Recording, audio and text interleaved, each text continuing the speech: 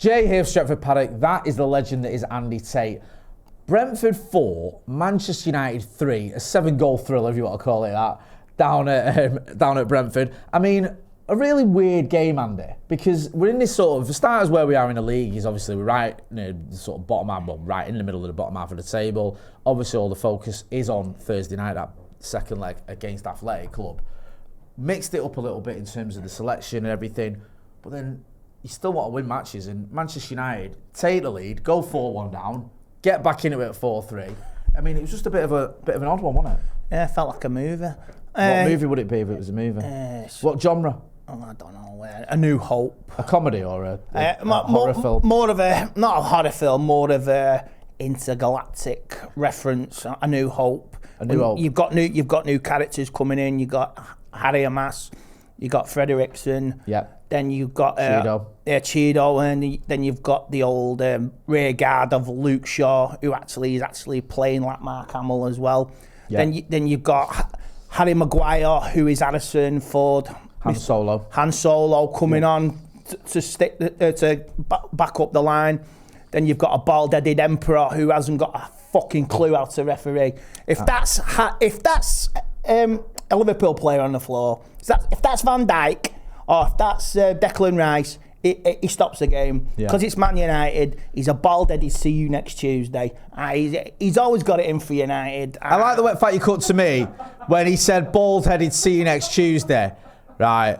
I think we're going to have the word with the production staff here. Bald-headed see you next Tuesday. Let's cut to Jay's single. Because if you want a reference, there is one. Mate, you me bro. You know, yeah. It's not you. I'm having to go out. It's producer Ben. It's that ref. Exactly what he was doing then with that production, that vision mixing. Not allowed. Not allowed.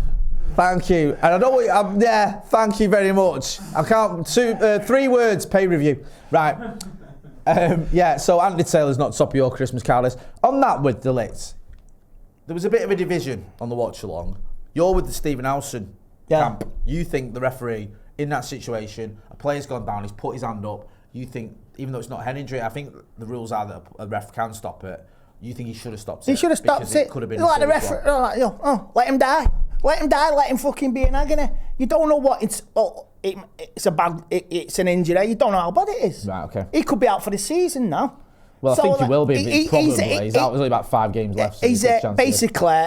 He's influenced the game, the referee, and let it flow. Good, yes, let it flow. Is that your referee impression? Yeah, that's quite good. That's fucking that swat of a ref.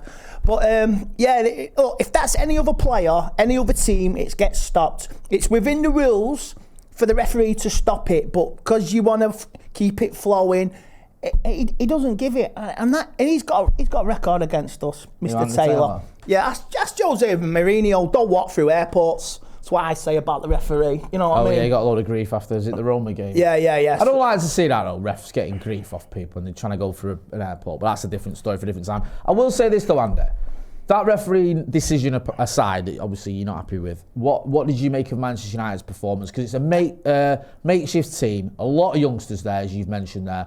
A lot of them coming in, but there's also some experience on that pitch. What did you make of the performance on the whole? I thought it was pretty good. We were good in patches. Garnacho setting up Mason Mount for a goal, and there was reverse where Garnacho he was kicking at air. Yeah. And the taxi one. Yeah. So the goals we conceded, it is a little bit of sloppiness, and like with the keeper and the defence and the deflection. But I thought we did okay today. We were still in it 2-1 half time, and we were still in it even up till the 70th minute. Then we had a total breakdown. But the experienced players should just give a bit more, because between now you're playing for places for the semi-final, possible final, between for next season as well. So it's irrelevant. So what? We lost again. All our eggs are in Thursday's basket, and it's irrelevant to me to what happened today. It would have been nice to get something. We're not going to finish any higher. That's it. We're 12th or 13th. As long as we don't finish 4th bottom, we'll leave that to Spurs if they want to do that. So it was a good performance in patches, but it was still the sloppiness was there, the mistakes. and it's just unfortunate. But we've got the big one Thursday now, and we move on to that. But I'm glad Ahmed came back as well. He got his goal. Garnacho's goal was sweet. That's why, like you say, he's got a goal and an assist today, Garnacho, and he's played well. In previous games, he's not been up. He's not been up to standard. I'm glad you've pointed this out, right? Because Garnacho has had a lot of criticism this season, and I get it, I understand it. I'm not sort of completely and utterly deluded.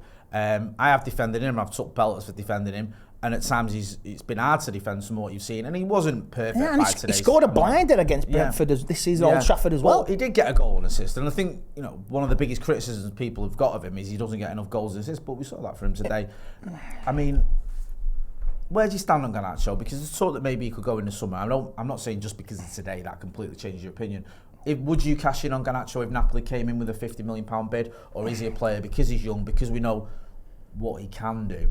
You know what he can do. So if we win the Europa League, we have the luxury of keeping him. Yeah. And like you say, it broadens your finances to a limit. I've heard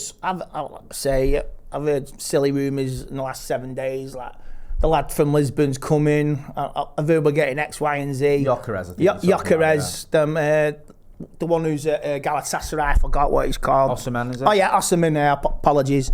And look, we're going to need a striker in the summer. Hoyland, he didn't get a game today. Like Bruno didn't get a game today. Well, you've got to rest your best players. I understand that. Bruno is critical, absolutely critical. Man in a match last week. And I remember what you were saying on the watch along. You were giving shit to the pundits and the haters out there. You were doing that, and I back you all the way on that. And that's why I mentioned it in my fan cam review at the end. If you're mouthing off from 20 years ago, you're mouthing off in 2025. It's not on. Just lay off him. Yeah, I agree. We know the references. We know who he is. But I'm not going to mention it because never meet your idols because they're disappointed after you meet them. But look, it's disappointing, but there's new hope there. We move forward, and there's little bits of new hope there, and it's good. And it's been not the day we wanted, but look, there's a brightness there, and it leads on to Thursday. And like I say, we've still got a game to play. We've still got to see this game out, and everybody was so convinced it was going to be Atletico against Spurs final. Don't count your chickens yet, because there's always a Spursy in Spursy. There is always a Spursy in Spursy. So, on May the 4th, there's been a few Star Wars references today, so well done. Oh, yes. Oh, yes. Hopefully the Empire can strike back. Bit like United. Stormtroopers couldn't hit anything at the moment. But, hey, we save ourselves for Europe. We save ourselves for Europe, and hopefully all roads lead to us winning the Europa League and getting back into the Champions League, which will be even funnier when we end up finishing 17th and somehow end up in the Champions League after finishing 8th and ending up in the Europa. An equally bizarre one. We could be going backwards, but it could be going backwards in a good way. League Cup, FA Cup, Europa League, then you got the Champions League. God's sake, who knows what that may lead to. Then the following year, you go after the Premier. So going backwards ain't all that bad. Ain't all that bad, and United certainly are going backwards. That's been Andy Tate. I've been Jay. Don't forget to hit like, share and subscribe. Thanks for watching. I am your father.